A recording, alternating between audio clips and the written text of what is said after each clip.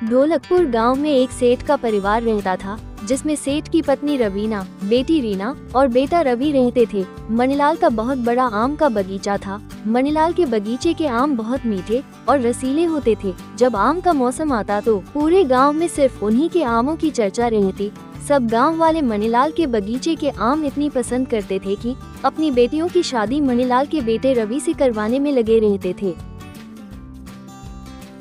सेठ जी, मेरी बेटी रीमा शहर के बहुत बड़े कॉलेज में पढ़कर आई है। अगर आप कहेंगे तो मैं उसको मिलवाने के लिए बुलाऊं?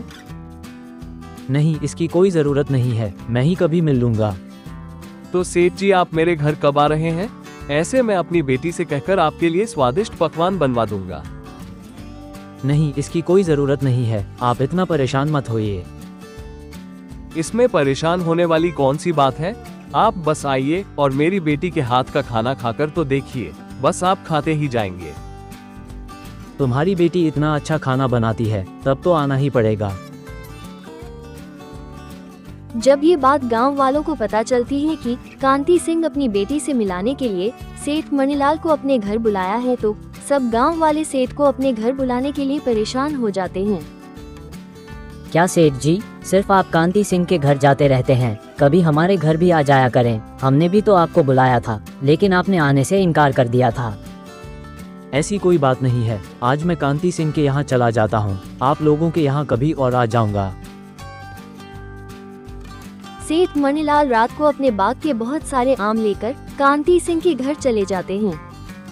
आइए आइए सेठ जी, आपका ही इंतजार कर रहा था।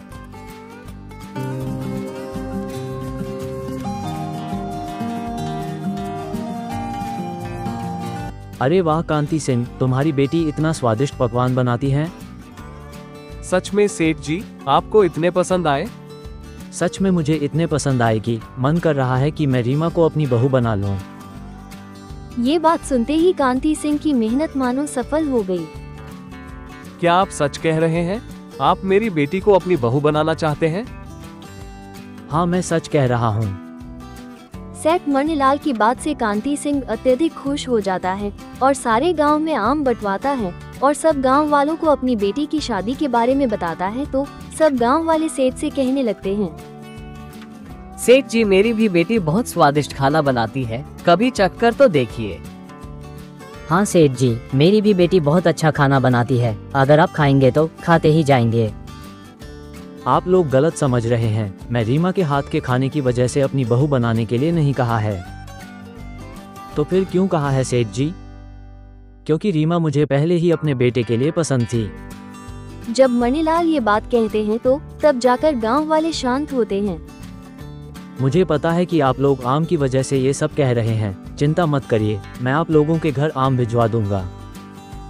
फिर सब गांव वाले शांत होकर अपने घर चले जाते हैं और सेठ मणिलाल भी अपने घर चला जाता है और सबको सारी बातें बताता है। तब रवीना कहती है, सच में रीमा तो बहुत प्यारी बच्ची है और बहुत समझदार भी।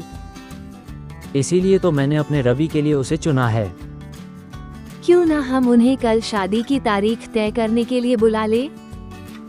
हाँ, तुम सही कह रही हो, हमें शादी की तारीख तय कर लेनी चाहिए। तो मैं कल ही कांति सिंह के परिवार को आमंत्रित कर लेता हूँ।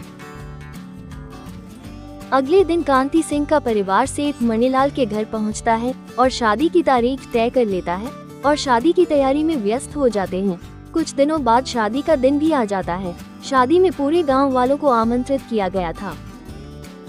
रवि और रीमा की शादी बहुत धूमधाम से की जाती है और खाने में आम के खूब पकवान बनाए जाते हैं और सब गांव वाले खूब खाते हैं। शादी के बाद रीमा मीठे और रसीले आम लेकर अपने मायके जाती है। रीमा, अच्छा नहीं लगता है कि तुम रोज रोज अपने ससुराल के आम लेकर आओ। तुम चुप करो, मैंने इसलिए रीमा की शादी वहाँ की है कि वो वहाँ से बहुत सारा आम लेकर आए। अब आप बस भी कर दो। ऐसे ही सब मणिलाल के आम के दीवाने थे और सोचते थे कि किसी भी तरीके से उन्हें आम मिल जाए। सेठ जी, आपने अपनी बहू कांति सिंह की बेटी को बना लिया है, तो अब आप मेरे बेटे को भी अपना दामाद बना लीजिए।